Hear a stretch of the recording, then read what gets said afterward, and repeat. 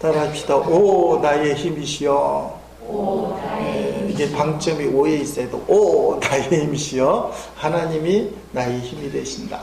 오 나의 힘이시여. 오늘 집에 갈 때 또는 한 주간 살 때 마음속에서 오 나의 힘이시여.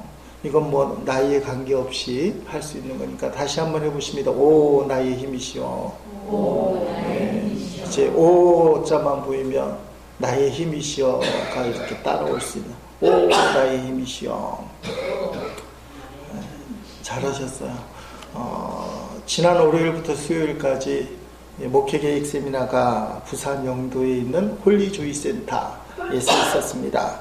수도권에 있는 목회자 10분 정도 오셨습니다. 부솔아카데미라고 하는 기도 모임을 갖는 목사님들, 부산 지역에 있는 강복 기도회, 강복 선교회라고 불리는 이 한 5분 정도가 모여서 세미나를 함께 했습니다. 한 4년 정도 된 것 같은데 처음으로 부산에서 갖게 된 세미나입니다.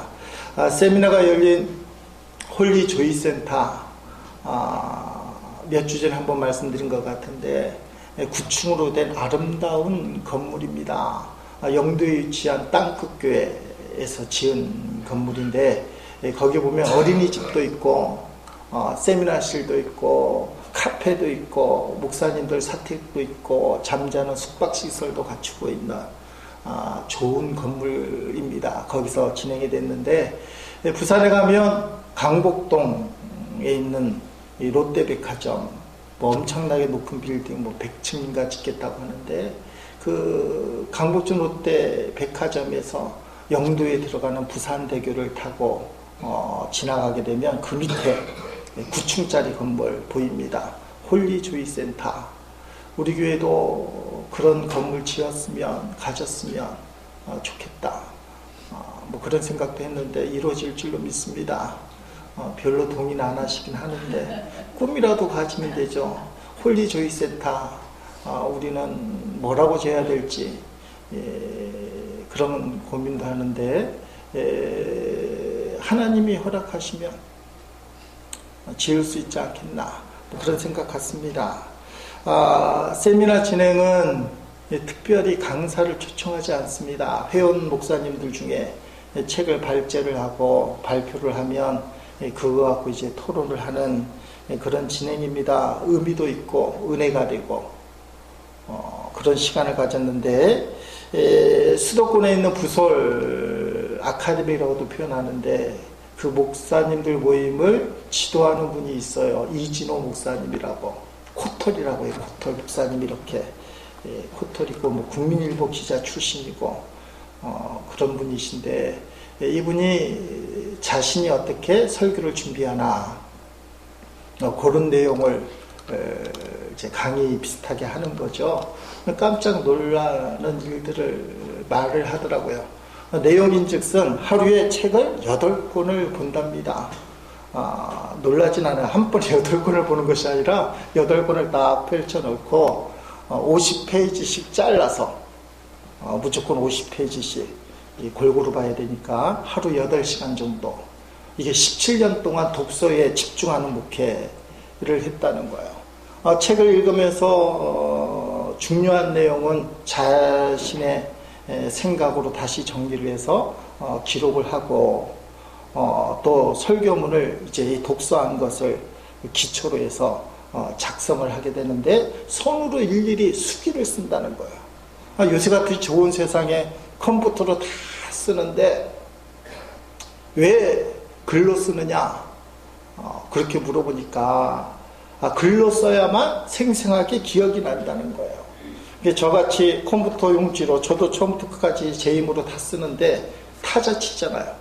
그러면 이거를 꼭 외워야 된다는 느낌이 된다는 겁니다. 근데 글로 쓰면 생생하게 자기가 썼기 때문에 외우지 않는 느낌, 다 외워진 느낌으로 한다는 거예요. 아마 기자 출신이기 때문에 기자들이 메모하는 버릇에 대해서 그렇게 하나 봐요. 아마 이게 가능한 것이 처음부터 독서 목회, 그래서 철저하게 책 읽는 목회 중심으로 구조를 만들고 교회도 인정해 주니까 하루에 8시간씩 독서하는 게 놀라울 뿐만 아니라 부럽기도 하고 또 교회가 허락해야 가능한 거죠. 이분은 신방도 안 가시고 뭐 특별한 거 안 하시는 거예요. 독서만 하는 거예요. 그래야 설교하고 교회가 힘을 얻으니까. 그래서 우리 부산에 있는 분들이 깜짝 놀래갖고 부럽잖아요. 하루에 8시간.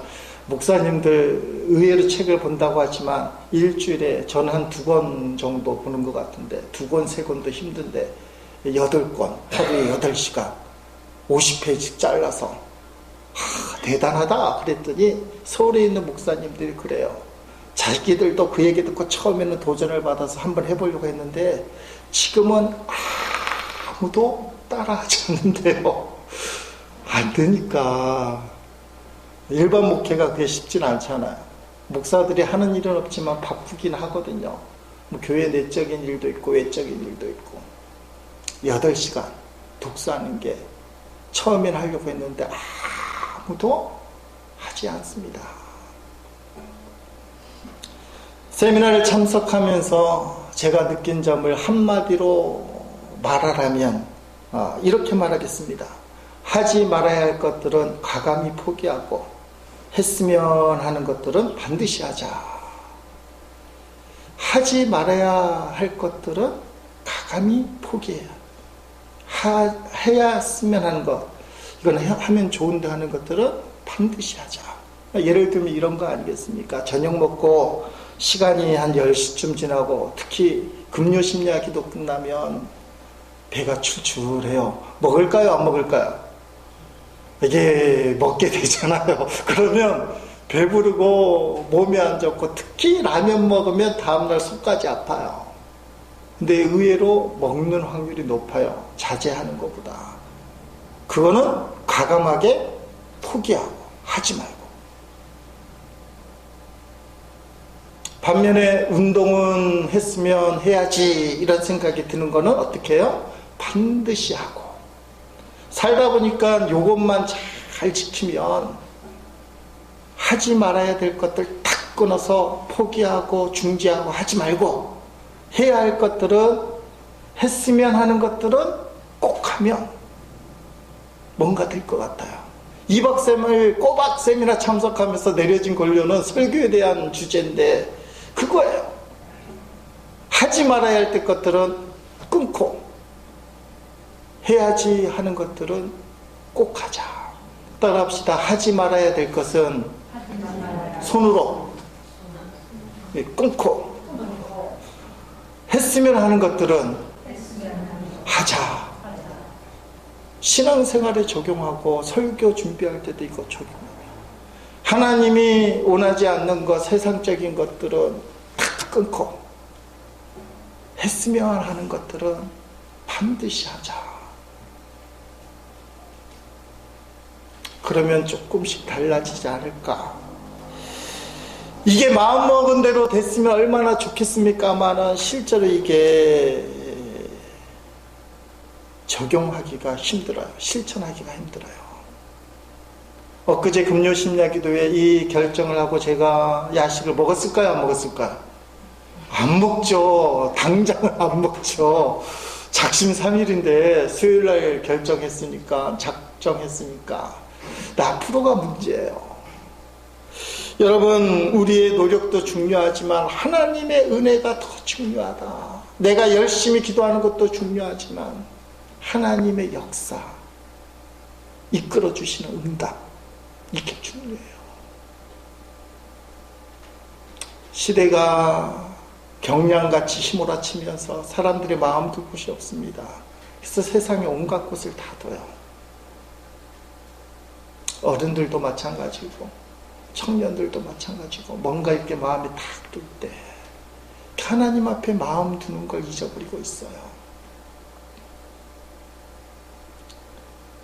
기도해도 소용없다 생각하는데 기도하면 좋지 이 생각이 반드시 기도해야 되겠다.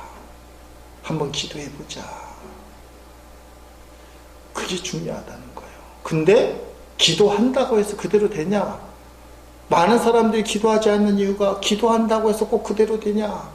자기 생각대로 안 되기 때문에 안 하는 거잖아요. 따라합시다. 하나님의 뜻대로는 된다. 세상이 하도 삐뚤어지니까 하나님은 이걸 바로잡기 위해서 이만큼 강하게 이끌어가요. 삐뚤어진 세상에 사는 성도들이 이만큼 강하게 이끌어갈 하나님을 인정을 안 해요. 이만큼 삐뚤어졌으니까 적당히 삐뚤어진 데 맞춰주면 좋은데 하나님이 강하게 이쪽으로 이끌어 주시거든요. 그러니까 하나님을 거부해요. 그래서 하나님이 심판을 하시는 겁니다. 기도를 안 하는 건 내 욕심이 이만큼 차서 기도하는데 하나님의 뜻은 여기 있어요. 그래서 내 뜻대로는 안 된다고 생각해요. 그래서 기도해도 소용이 없다고 생각해요. 그러나 기도하면 하나님이 반드시 역사하셔요. 성경에는 그게 생생하게 나타나요. 특별히 하나님께 사로잡힌 사람들, 하나님이 어떻게 은혜 주시고 도우시고 전적으로 역사하시는가, 우리 마음이 세상에 속하지 말고 하나님 앞에 딱 둘 때, 내 욕심대로만이 아니라 하나님의 뜻에 마음에 딱 둘 때,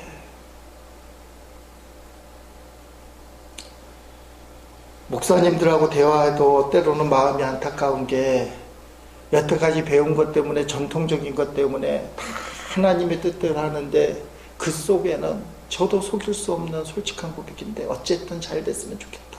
문제가 어쨌든이에요. 수단과 방법을 가리지 말고 어쨌든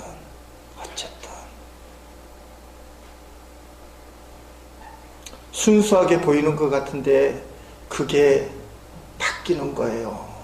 예를 들면 이런 이야기입니다. 이찬수 목사님 같은 분이 뭐라고 얘기했냐면, 분당 우리 교회는 수평이동을 안 받습니다. 다른 교회 다니신 분들은 우리 교회 오지 마세요. 우리는 등록받지 않습니다. 이게 유행이 되니까 목사님들이 수용을 했어요. 근데 그 다음 버전이 나왔어요. 어떤 분이 똑같이 수평이동을 안 받습니다 했더니 하나님이 나타나셔서 혼내주신대요. 내가 너희 교회에 보냈는데 왜 안 받아주냐? 마지막 추수 때에는 추수한 일꾼을 보내달라. 그래서 이 목사님이 수평이동을 다 받아들이기 시작했대요. 교회가 부흥하는 거예요. 하나님의 뜻이 어디 있는지 모르겠어요. 순수하게. 여러분은 어떻게 생각하세요? 수평이동을 막는 게 순수한 건지, 추수할 일꾼을 보내달라고 해서 그 일꾼들을 받아들이는 게 올바른 거지. 저도 헷갈려서 일단은 기도 제목을 보냈습니다. 우리 교회는 급하잖아요. 그래서 추수할 일꾼을 보내달라고 슬쩍 넣었어요. 중복이 되죠. 4번. 그러므로 추수하는 주인에게 청하여 추수할 일꾼들을 보내주수하라. 마태복음 9장 38절 넣었어요. 확신 가운데 기도 제목 내놓은 건 아니지만 여러분이 기도하다가 아무래도 우리 교회는 이 말씀 붙드는 게 옳습니다. 그러면 저에게 전화를 주세요. 문제는 하나님께 마음을 두고 있느냐. 나의 힘으로 안 됩니다. 우리가 기도한다고 해서 그대로 되는 게 아니에요. 하나님의 은혜와 주님의 도우심과 전적인 역사가 있어야 돼요. 하나님 마음이 합할 때. 문제는 이것조차 안 하려고 하는 거예요. 하나님 마음에 맞출 생각이 없어요. 그래서 신앙생활이 형식이 되어버린 거예요. 형식. 종교생활처럼 교회 왔다 갔다 하는 거. 오늘 성경 말씀을 들을 때 하나님이 다윗에게 어떻게 역사하셨는지, 하나님이 다윗에게 어떤 은혜를 부어주시고 어떻게 도우시고 전적으로 역사하셨는지 따라합시다. 다윗의 하나님, 나의 하나님이 되십니다. 우리가 작은 모임이긴 하지만 우리 안에도 하나님이 역사하셔요. 잘못된 것도 바로 잡아주시고 은혜를 입는 게 사실이에요. 근데 더 구체적으로 하나님을 만나봤으면 좋겠고 하나님의 역사가 일어났으면 좋겠고, 오늘 본문에 그 내용이 나와요. 성경에는 놀라운 장면이 나왔는데 결코 우연이 아닌 하나님의 역사, 하나님의 놀라우신 은혜와 도우시는 전적인 역사, 오늘 본문 시편 59편의 배경이 되는 말씀은 사무엘상 19장 말씀입니다. 한번 몇 군데 읽겠습니다. 8절로 12절에 보니까 전쟁이 다시 있으므로 다윗이 나가서 블레셋 사람들과 싸워 그들을 크게 쳐 죽이매 다윗이 골리앗을 죽인 다음에 유명한 장수가 되었어요. 어린 다윗이. 그리고 장가도 갔습니다. 사울왕의 둘째 딸 미갈하고 결혼도 했어요. 사울왕의 사위에. 그리고 전쟁이 나니까 또 나가서 크게 쳐 죽였어요. 얼마나 나라의 큰 장군이에요. 그들이 그 앞에서 도망하니 적군이 도망갔습니다. 근데 사울이 손에 단창을 가지고 그의 집에 앉았을 때, 궁궐에 앉아있을 때 여호와께서 부리시는 악령이 사울에게 접하였으므로 다윗이 손으로 수금을 탈 때에 사울왕의 마음을 위로하고 아마 음악으로 좀 힐링을 하려고 했던 것 같아요. 다윗이 수금을 잘 탄 것 같습니다. 근데 이상한 일이 벌어져요. 사울이 단창으로 다윗을 벽에 박으려 하였으나 그는 사울의 앞을 피하고 사울의 창은 벽에 박힌지라 다윗이 그 밤에 도피하며 집으로 도망갔어요. 사울이 전령들을 다윗의 집에 보내어 그를 지키다가 다윗을 밤새 지켜보다가 아침에 그를 죽이게 하려 한지라 아침이 되면 다윗을 죽이라 명령을 내렸어요. 다윗의 아내 미갈이 다윗에게 말하 이르되 당신이 이 밤에 당신의 생명을 구하지 아니하면 내일에는 죽임을 당하리라 하고 미갈이 다윗을 창에서 달아 내리매 그가 피하여 도망하니라. 아멘. 이 사울왕 이해가 되셔요. 자기 사위고 전쟁에서 크게 이긴 이 다윗을 창으로 죽이려고 하는 사울왕. 욕심이 눈에 사로잡히면 판단력이 흐려집니다. 계속 말씀드리지만 사울왕이 왜 다윗을 죽이려고 하느냐? 둘째 딸까지 줬는데 왜 죽이려고 하느냐? 요나단 때문이에요. 자기 아들 요나단이 다음 왕이 돼야 되는데 다윗이 인기가 너무 좋으니까 다윗을 죽여야만 내 아들 요나단이 왕이 되겠다. 요나단도 양보했어요. 요나단하고 다윗은 너무 친한데 다윗에게 네가 먼저 왕이 되고 나가 그 다음에 왕이 될 것이다. 사울왕이 안 되는 거예요. 이런 일들은 세상에 너무 비일비재합니다. 목사로서 요새는 고개를 들지 못하겠어요. 하지 말아야 될 것 알면서도 세습이 막 이루어지니까 사울왕이도 그 마음이 있는 거야. 다윗이 살아있으면 안 된다. 상을 받기는커녕 창으로 찔러 죽이려고 했으니까 이 다윗이 얼마나 놀랐겠어요. 깜짝 놀랐어요. 그 집으로 도망가서 그날 밤에 잠을 자는데 사울 왕이 포기하지 않아요. 집요하지 않아요. 자객들을 보내고는 그 집을 포위하고는 아침이 되면 다윗을 죽이라. 근데 부인 미갈이 낌새를 챘어요. 다윗에게 아침이 되면 당신은 죽게 됐습니다. 어서 도망가세요. 창문으로 도망가도록 다윗을 돕는 거예요. 이 딸이 참 문제예요. 친정아버지 편을 들어야 되는데 시집가면 딴 집 사람인지 남편 편을 들어요. 남편 편을. 여러분, 그래서 오늘 우리가 읽은 시편 59편 표제어의 끝부분에 이렇게 기록되어 있습니다. 다음 스크린 장면 보겠습니다. 발그마. 다음 장면. 사울이 사람을 보내어 다윗을 지키려고 그 집을 지킨 때에, 다윗을 지켜주려고 지키는 것이 아니라 어떻게 해요? 밤새 도망가지 못하게 노려보다가 아침이 되면 죽이려고 지켜보는 그때에 시편 59편이 기록되었다. 이 당시를 회상하면서 아마 다윗이 시편 59편을 썼을 텐데 그때 마음은 오늘 본문에 나와 있습니다. 6절 7절 말씀에 그들이 저물어 돌아와서 개처럼 울며 성으로 두루다니고 그들의 입으로는 악을 토하며 그들의 입술에 칼이 있어 이르기를 누가 들으리요 하나이다. 아멘. 이해가 되시죠? 자신을 죽이려고 오는 칼을 갖고 있는 자객들을 개라. 그렇잖아요. 하나님께서 기름 부으시고 나라를 위해서 목숨 걸고 싸워서 적을 물리친 위대한 다윗을 죽이려고 달려드는 이 칼을 가진 자객들이 사람은 아니냐, 짐승만도 못한 사람들. 그래서 개다. 지금이나 그때나 뭐 예나 지금이나 자리를 장소를 막론하고 개는 좀 안 됐어요. 개는 사람 취급할 때 개 같은 사람, 다윗이 그들을 개라고 얘기하는 겁니다. 그런데 성경에 보니까 이 사람들이 악한 말을 하고 칼처럼 사람을 죽이는 말을 하는데, 악한 말 중에 제일 나쁜 말이 뭐냐? 따라합시다. 누가 들으리요? 이게 제일 나쁜 말이에요. 개 XX. 뭐 쌍욕도 많은데 성경적으로 제일 나쁜 말이 누가 들으리요? 이 사람들도 하나님 믿는 사람들이에요. 그런데 사람도 무시하는데 누구를 무시하느냐? 하나님을 믿는 사람들이 하나님 무시하는 거예요. 우리가 다윗을 죽이는 게 아무도 모를 것이다. 사람도 모를 것이고 하나님도 모를 것이다. 그래서 누가 들으리요? 하나이다.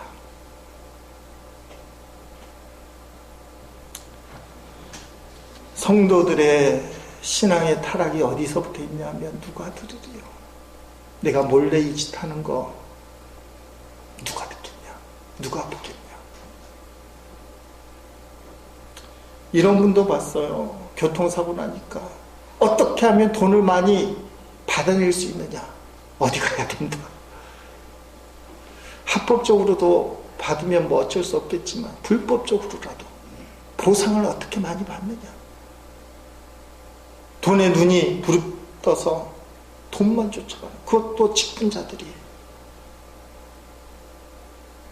교회 생활 수십 년 한 사람들이. 어떻게 하면 세입자들에게 전세를 많이 올리느냐? 방법이 뭐냐? 돈만 쫓아가요. 교통사고가 났으면 내가 피해자이지만 가해자의 마음을 품어줄 수 있고 위로해주고, 좀 심하게 얘기하면 전도의 기회가 돼야 돼요. 상대방이 내 차를 쾅 박았으면 범퍼가 많이 찌그러졌어. 그래서 전도하는 방법이 뭐라 따라합시다. 범퍼는 받으라고 있는 거네요. 그래서 보상도 필요 없어요. 범퍼는 뭐 좀 찌그러진 채로 다니는 게 맞아요. 이러면 가해자가 감동 먹을 거 아니에요.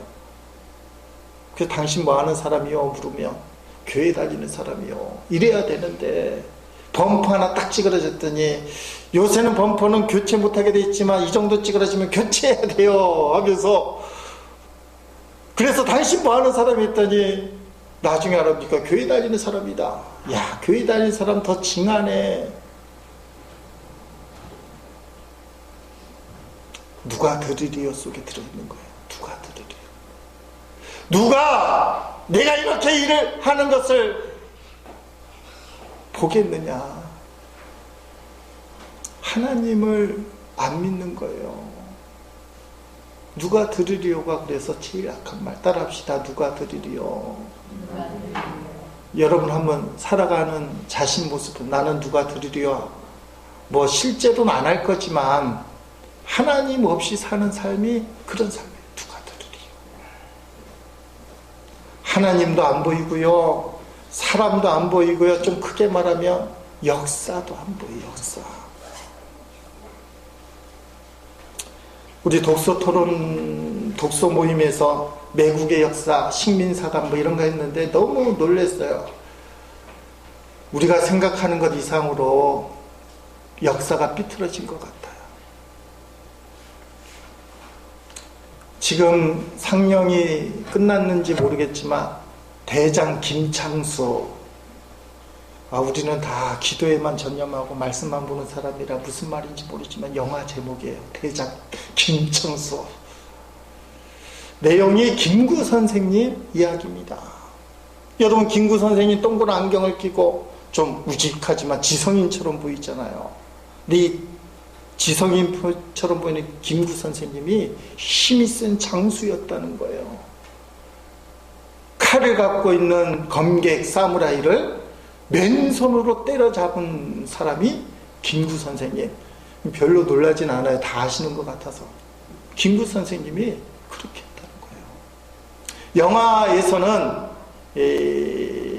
명성황후를 시해했다고 자백한 사무라이를 죽였다고 되어 있어요. 근데 역사적인 자료에 보면 일본군 중위가 조선인으로 변장을 해서 다니다가 김구 선생님한테 걸린 거예요.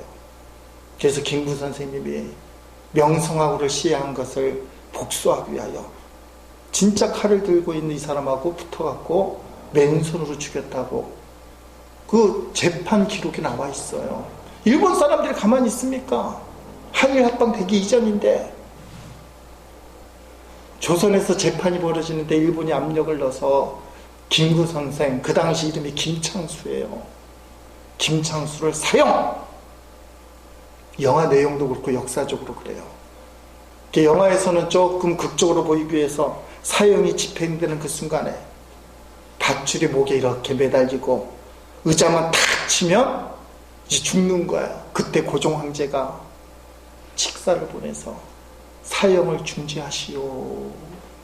김구 선생님이 그때 살아나요. 그리고는 감옥을 탈출하는 겁니다.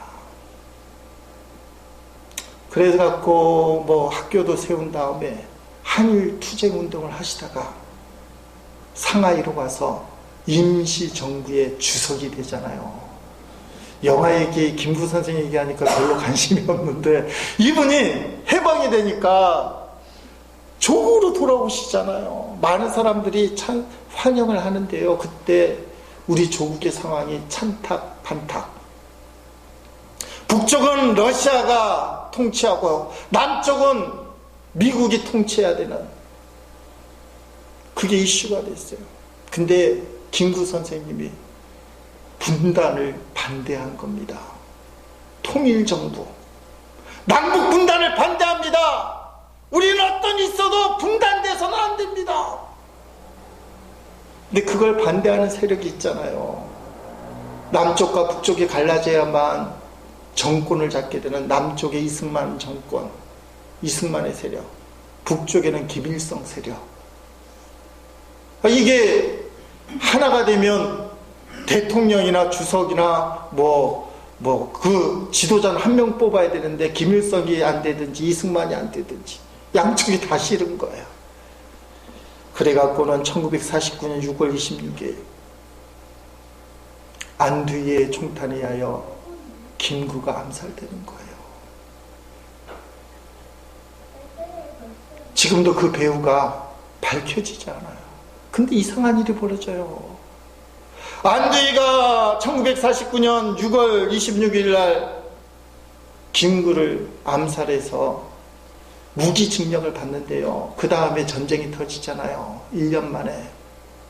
근데 감옥에서 나와서 포병 장교가 되는 거예요. 이게 말이 되나요? 전쟁 상황이긴 하지만. 그리고 53년 전쟁이 끝난 다음에 모든 죄를 용서받았다는 완전 복권이 안두에게 이루어져요. 그게 사람들이 이해를 못하는 거예요. 김구 같은 이런 분을 저격한 암살한 사람이 어떻게 저럴 수가 있을까? 김구를 좋아하는 사람들이 안두희를 그냥 안 두잖아요. 몇 번 테러를 가하다가 1996년에 80세의 나이에 있는 안두희를 박기서라는 시내버스 기사가 살인을 합니다. 암살을 하는 거죠. 그래서 박기서라는 분은 3년 선고를 받아요. 근데 김대중 대통령이 1년 반 만에 특별 사면으로 석방이 됩니다. 조국의 역사가 참 이상하지 않아요?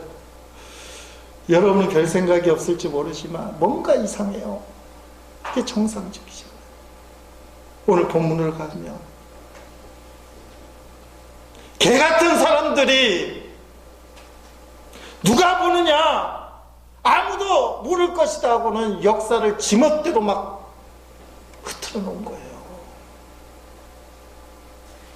그 역사의 흐름에 우리가 있는 겁니다.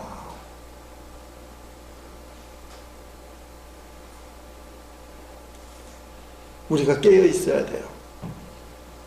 사울왕이 자기를 죽이려고 했을 때 집으로 피해 왔는데 다윗의 마음이 얼마나 충격을 먹었겠어요. 설마 장인어른이 나를 죽이려 하다니. 아마 어떻게 보면 잠깐 정신이 없어서 그랬을 거야 하고는 밤에 잠을 자는데 미갈이 우리 아버지가요 당신 죽이려고 자객들을 보내서 지금 포위하고 있어요. 도망가야 돼. 이 말 들을 때 그 충격이 얼마나 컸겠어요. 너무 놀라면 말도 안 나오는데 다윗은 기도의 사람이에요. 여러분은 정말 깜짝 놀랄 때 기절할 만큼 절도할 만큼 충격적인 사건이 생길 때 따라합시다. 오 나의 하나님이시여. 오자를 해야 오 나의 하나님이시여. 다윗이 깜짝 놀랄 이 충격적인 사건 앞에서 기도의 습관을 가진 사람이에요. 그게 8절 10절 본문에 나와 있는 내용입니다. 이런 기도를 합니다. 오 여호와여 주께서는 그들을 비우시십니다. 주는 모든 나라를 우습게 여기십니다. 오 나의 힘이시여 내가 주를 기다립니다. 오 하나님 주는 나의 성벽이시며 나를 사랑하는 하나님이십니다.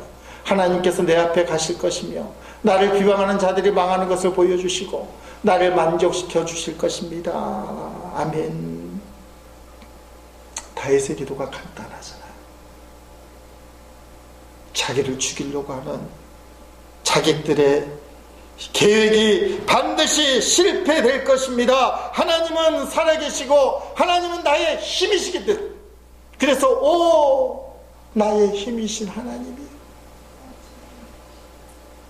그 하나님이 나를 살려주실 것입니다. 나의 앞길을 열어주실 것입니다. 믿음의 선포를 하는 거예요. 우리 식으로 믿습니다. 그렇게 하는 거예요. 하나님이 이런 다윗의 기도를 응답해 주시죠. 어떻게 응답을 안 하겠습니까? 여러분 어렵고 힘들 때 여러분의 힘이 되어주는 게 도대체 누굽니까? 무엇입니까? 어떤 겁니까? 물론 이 문제를 해결할 수 있는 사람, 힘 있는 사람 찾는 게 뭐 어쩔 수 없는 사실이에요. 누구를 찾아가면 이 문제가 해결될까? 그런데 성도는 말입니다. 하나님을 먼저 찾아야 돼요. 하나님. 따라합시다. 하나님 앞에서 울면 사람 앞에서 울지 않는다. 눈물의 기도를 하면 사람 앞에서 안 울게 돼요.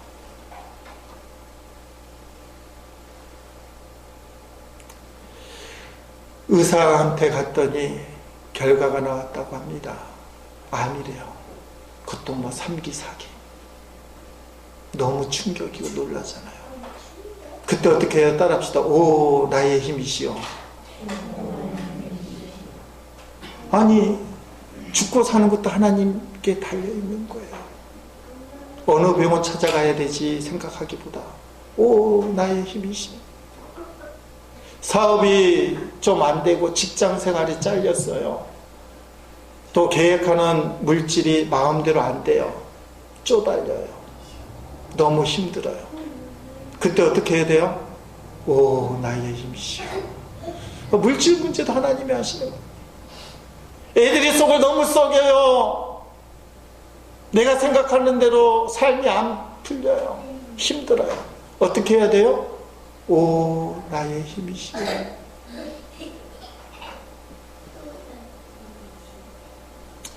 다윗이 10절에 분명히 고백하잖아요. 나를 사랑하는 하나님이십니다. 나를 사랑하는 하나님이십니다. 시편 59편을 계속 보면 다윗의 찬양이 16절 17절에 나옵니다. 16절 17절 보니까 이렇게 고백하잖아요. 나는 주의 힘을 노래할 것입니다. 아침에 내가 주의 사랑을 노래할 것입니다. 주는 나의 성벽이시며 어려울 때 찾아갈 나의 피난처이십니다. 오 나의 힘이시여 내가 주를 찬양합니다. 오 하나님 주는 나의 성벽이시며 나를 사랑하는 하나님이십니다. 아멘. 아침이 되면 원래 사울왕이 보낸 자객이 다윗을 죽이는 때예요. 아침이 되면 내가 죽는 그 순간에 나는 하나님을 찬양하겠습니다. 왜요? 하나님은 나의 피난처, 나의 힘이 되시기 때문에 오 나의 힘이시여, 내가 아침에 죽는 것이 아니라 내가 아침에 하나님을 찬양하겠습니다. 나를 도우시고 나를 살려주신 그 하나님을 찬양하겠습니다. 왜요? 하나님이 나를 사랑하시기 때문에 내가 하나님 찬양하겠습니다. 그런 거예요.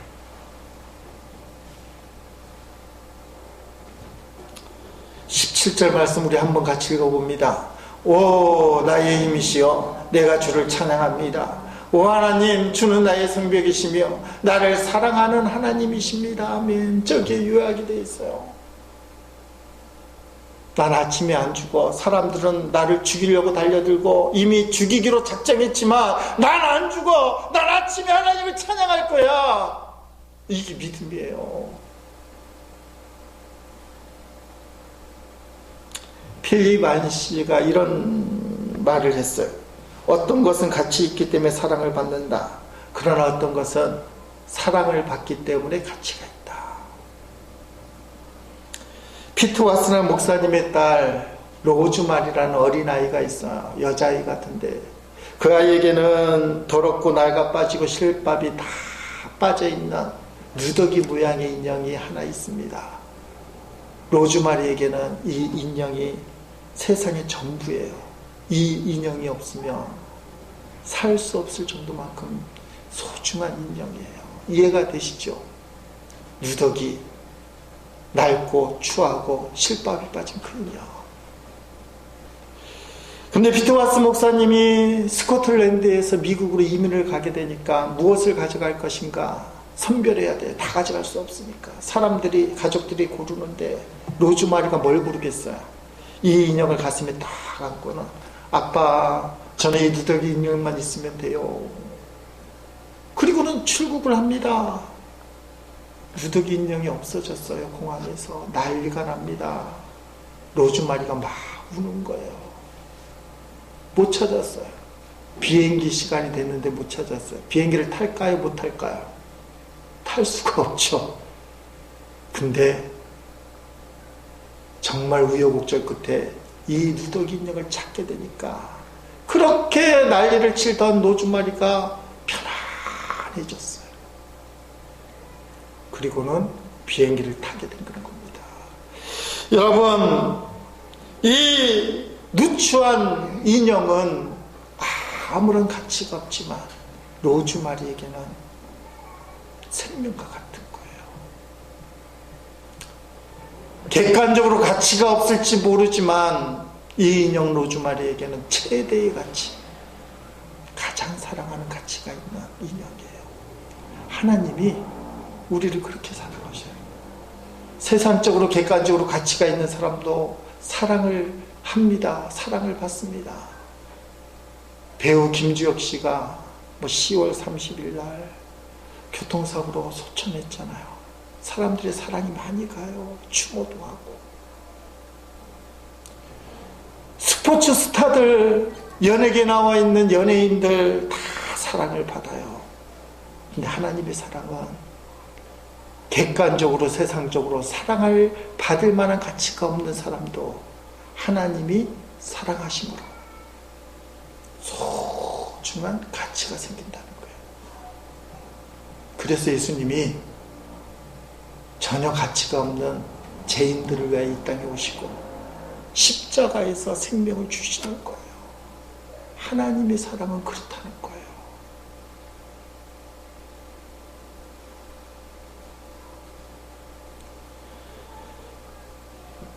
어떤 사람들은 가치가 있기 때문에 사랑받는 건 분명한 사실이지만 더 분명한 사실은 따라합시다. 가치가 없어도 하나님은 사랑하신다.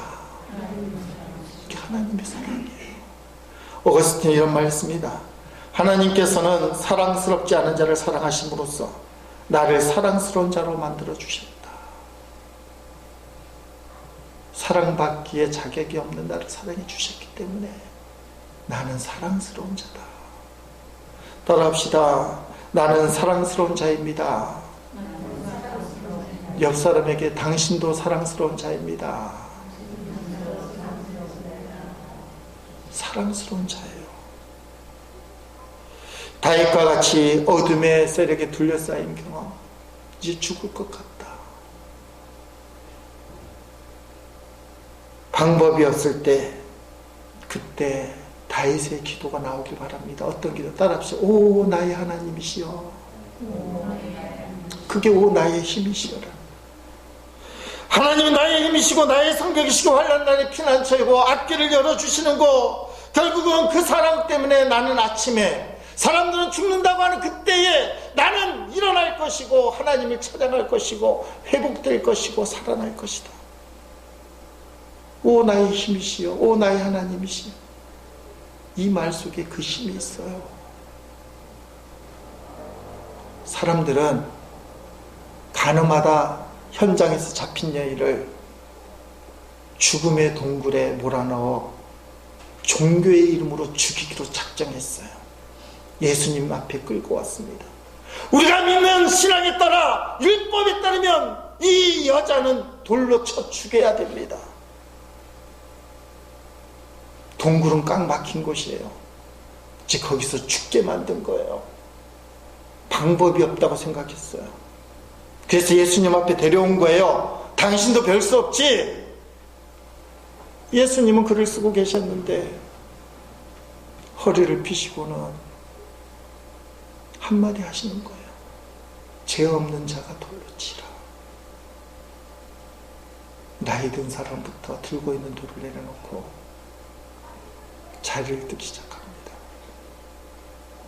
너를 동굴에 끌어넣어서 그 캄캄한 동굴에서 너를 쳐 죽이려고 하는, 모세의 이름으로, 종교의 이름으로 너를 죽이려고 하는 그 사람들, 그 사람들은 어디 갔고 그 사람들이 너를 정죄하지 않더냐. 여인과 둘만 남았을 때 예수님이 물어봤어요. 여인이 그들이 없습니다. 떠나갔습니다. 예수님이 말씀하십니다. 나도 너를 정죄하지 않겠다. 가서 다시는 죄를 짓지 마라. 예수님이 가늠한 그 죄를 죄가 없다, 무조건 용서해 주겠다, 그렇게 말씀하신 게 아니에요. 사람들은 그 죄를 비밀로 이 여자를 동굴에 가둬놓고 돌로 쳐 죽이기로 작정했다는 거. 근데 거기에 예수님이 계심으로 예수님은 그 여자를 살려주셔요. 이게 예수님의 사랑이에요. 다시는 죄를 짓지 마라. 넌 죽을 사람이 아니야. 아니, 지금도 현장에서 가늠하다 잡힌 사람은 나쁜 X잖아요. 나쁜 X. 좋은 사람 아니에요. 그런데도 거기에 예수님이 계시면 죽지 않아요. 죄인도 죽이지 않는 분이 예수님이에요.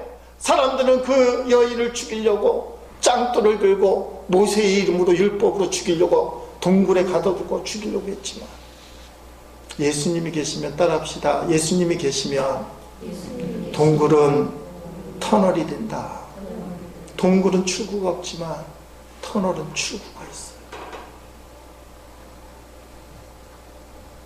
절대로 예수님은 동굴에 갇힌 인생, 이제 끝이다, 도저히 희망이 없다라는 그 인생을 포기하잖아요. 거기 예수님이 계심으로 동굴은 터널이 됩니다. 다윗을 죽이려고 집을 포위한 자객들, 누가 듣겠냐? 하나님도 이건 모를 거다. 죽을 수밖에 없는 그 상황에서 다윗은 오 나의 힘이시, 창문을 통해 살려주십니다. 오늘 이걸 붙들길 바라요. 오 나의 힘이시, 나의 힘으로 안 돼요. 세상은 나보고 죽으라고 그래요. 겉으로는 안 하지만 짱돌을 들고 나를 향해 던져요. 조롱하고 비웃고. 그러나 나는 다윗에게 배웠습니다. 오 나의 힘이시여. 이 믿음으로 절망에 깃든 동굴 같은 인생이지만 터널로 살아가는, 예수의 이름으로 터널로 살아가는 제 일의 모든 식구가 되기를 주의 이름으로 축원드립니다.